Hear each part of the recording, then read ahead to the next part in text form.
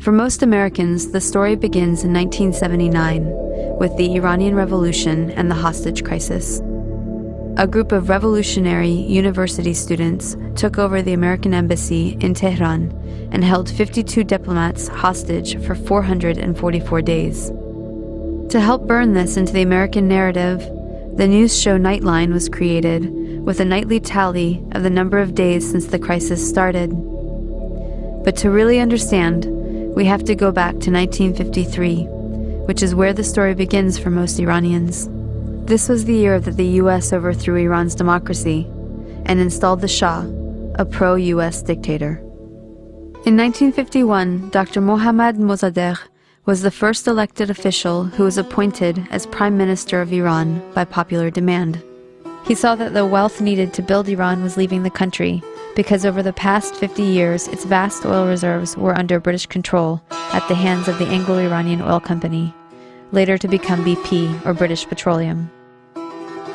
So Mossadegh became hugely popular for nationalizing the oil industry and taking back the oil.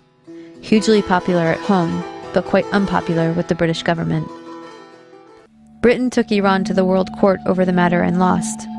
They tried to hit Iran's economy by blockading the Gulf and halting trade. They tried to convince the U.S. to assist with regime change, but then President Truman was not interested. However, when U.S. President Eisenhower took office in 1953, Britain was able to persuade him under the Cold War pretext that Mossadegh relied on Iran's Communist Party for power. The newly formed CIA was sent to engineer a coup, codenamed Operation Ajax. Iran's monarch, the Shah, returned to power. He had previously been weakened by the new parliament, a short democratic experiment designed to limit his powers. After 1953, he returned fully backed by UK and US power, and the oil was soon flowing under control of Britain, America, the Netherlands, and France. The Shah became increasingly arrogant, opulent, and autocratic over his 25-year rule. He instilled fear in the population with a secret police known as Savak, created by the American CIA and Israeli Mossad, that tortured and imprisoned those who dared to dissent. He crushed all political opposition. Troops were sent to massacre demonstrators.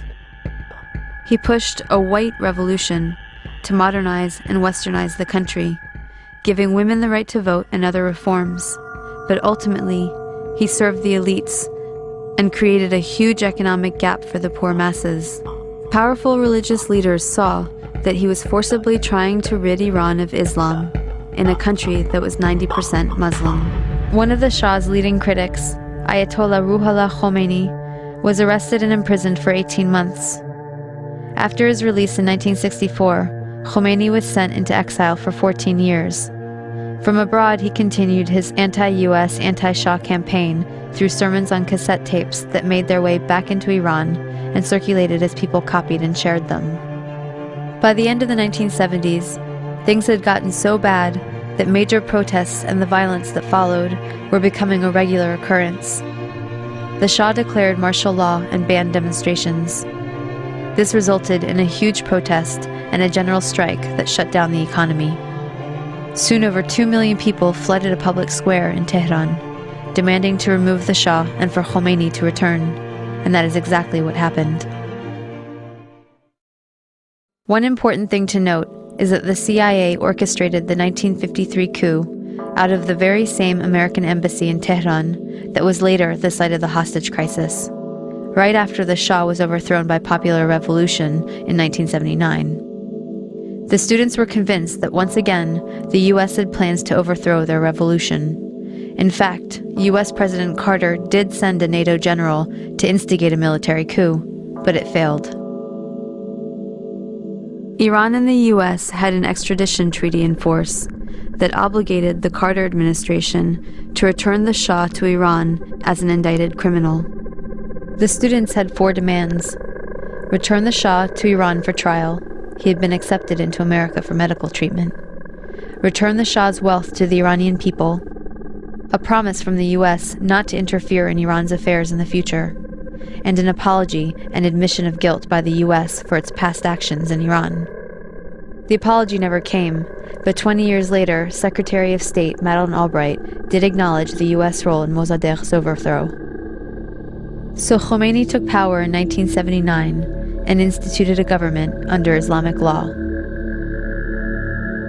Within a year of the revolution, Saddam Hussein invaded Iran without provocation, seeking control of Iran's oil-rich Khuzestan region and key oil shipping waterways.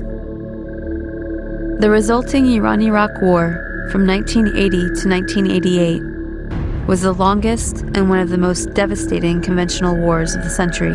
At least 500,000 Iranians were killed. This war further cemented resentment of the U.S. government, as they were playing both sides. On one hand, they were supporting Iraq, providing money, technology, and intelligence, including satellite photography, to help Iraqi bombing raids.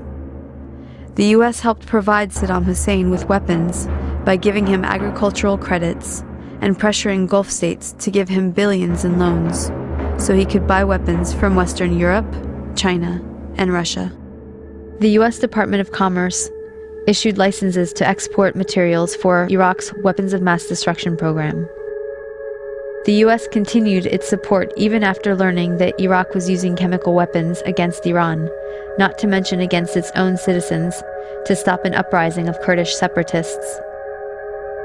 But the imperialist tradition also called for maintaining regional balance of power.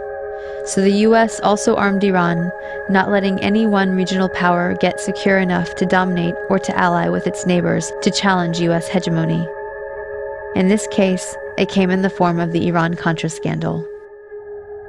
U.S. President Reagan needed money to fund an unjustified war against Nicaragua, but was forbidden to do so by Congress. So U.S. arms were illegally sold to Iran through Israel and South Africa, and the proceeds went to the Nicaraguan Contras. This allowed Reagan to get around Congress to support a campaign of kidnap, rape, torture, and murder, for which the U.S. was convicted by the World Court for unlawful use of force. In other words, state-sponsored international terrorism. The ruling was ignored. Khomeini died in 1989, shortly after the war ended. He promised democracy, but essentially had become the next dictator. Although he improved literacy and much-needed healthcare for the masses, he also imposed censorship, violently crushed political dissent, and attacked women's rights. Instead of the Savak, the people now had the Revolutionary Guard to fear. Since then, Iran has been an oppressive theocracy. Khomeini was replaced by Khamenei, who remains supreme leader to this day. As a test of fairness, we might imagine that Iran invaded and occupied Canada and Mexico, and had aircraft carriers sitting in the Caribbean. Imagine then if Iran had the power to label the U.S. the axis of evil and cut us off from the rest of the world, and then threatened to attack us if we didn't stop generating nuclear power. What if Iran had overthrown the U.S. government 50 years ago and installed a dictator friendly to Iranian interests, who kept it in power for 25 years? At that point, imagine that Christian fundamentalists, who currently represent about a third of the U.S., took power and began ruling under church law, followed by an unprovoked invasion by Canada, supported by Iran and ignored by the UN, in which it nearly destroyed the US. Would it be possible to imagine Iran as liberators? Would Iran be justified in attacking if the US government helped Christian fundamentalists in Canada to take up resistance? Would it be justified to hate and fear all Christians because of the ones that took and abused power in this context? This is not about good guys and bad guys. Both the American and Iranian governments are working against the interests of the people. But the deadly game of chicken was begun by the US, and the US has the power to end it. We should look at our current policies and actions against Iran, look at some better options, and figure out a way to change the minds of the people running our government and prevent another criminal enterprise that will cost many more lives. It has been done in the past, and if people take action, it can be done again.